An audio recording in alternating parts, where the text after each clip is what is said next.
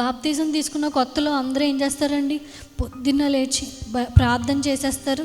Bible ఒక్క అధ్యాయం కాదు, 2-3 అధ్యాయాలు చదువుతారు. చదివిన తర్వాత ఏదో వాక్యం పెట్టుకుని వింటారు. గంటన్నర వాక్యం వింటారు, లేకపోతే అరగంట వాక్యం వింటారు.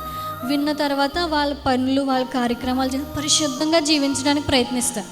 అలా కొద్ది రోజులు అయిన తర్వాత ఏం చేస్తారు? గంట ప్రార్థన 5 గంటలు కాదండి, 5 నిమిషాలు అయిపోద్ది. 2 అధ్యాయాలు కాస్త 1 వచనం 2 వచనాలు అయిపోద్ది. వాక్యం వినరు, వాక్యానికి అస్సలు ప్రాధాన్యత ఇవ్వరు.